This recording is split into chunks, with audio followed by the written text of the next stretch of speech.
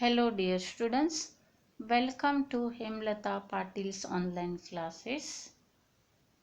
Dear students, today we are going to start new chapter of history, chapter number 5, that is social and religious reforms.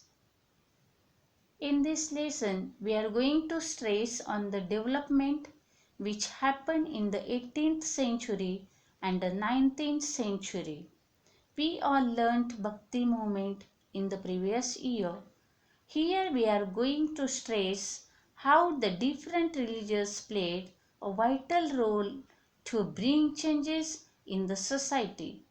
How did the people in the same religion fight against their religion? So let us start the chapter number 5, social and religious reforms.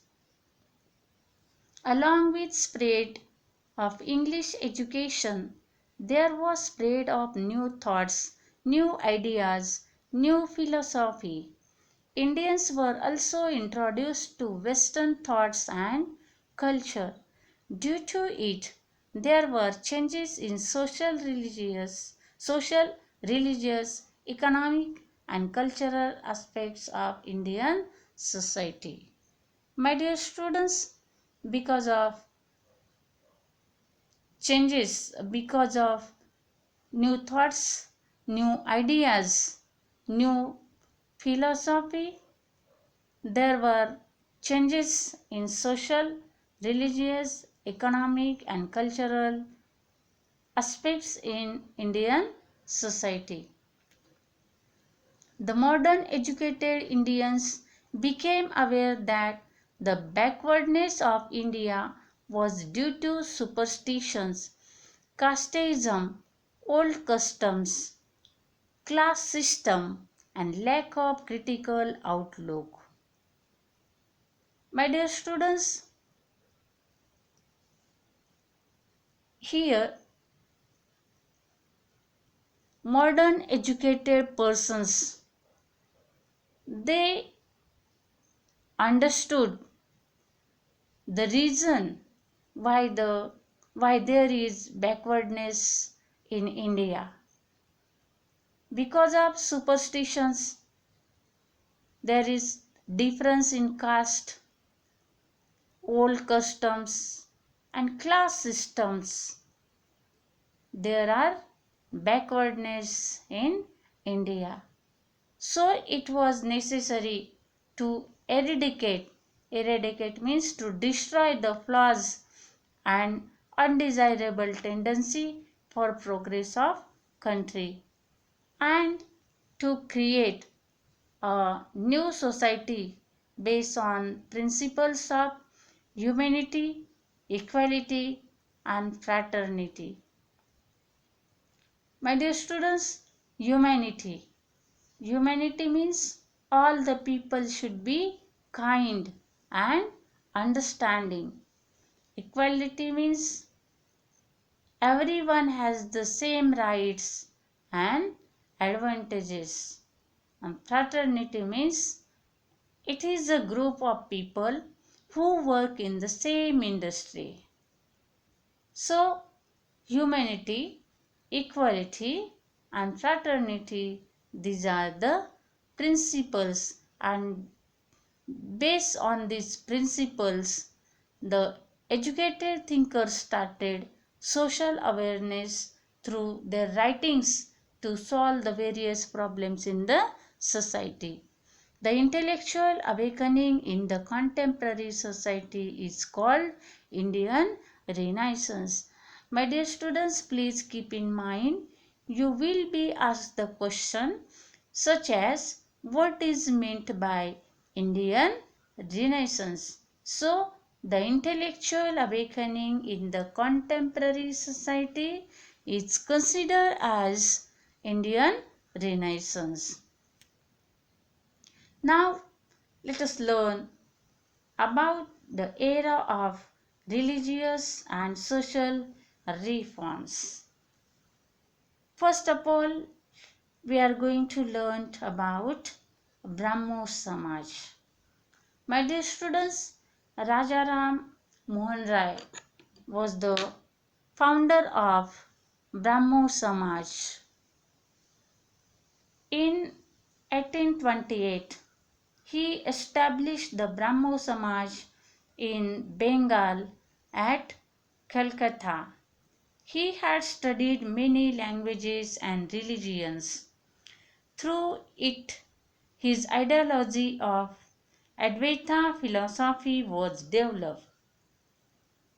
My dear students, Advaita philosophy means people who believe in Advaita. They believe that their soul is not different from Brahmin. Then monotheism, caste and class equality, protest against rituals and following the way of prayers were the principles of Brahmo Samaj. My dear students, monotheism. Monotheism means it is believed that there is only one God. Monotheism, caste and class equality, protest against rituals, and following the way of prayers, these were the principles of Brahmo Samaj. He opposed social evils such as sati system, dowry system, no girl education, child marriage, and parda system. He opposed sati practice, child marriage, and parda system. He promoted widow remarriage and female education. He founded Hindu College in Calcutta. My dear students, you will be asked the question, who founded Hindu College in Calcutta? So please keep in mind, Rajaram Mohan Rai was founded Hindu College in Calcutta. He created public awareness through the newspapers such as Samvad Kaumudi. Samvad Kaumudi.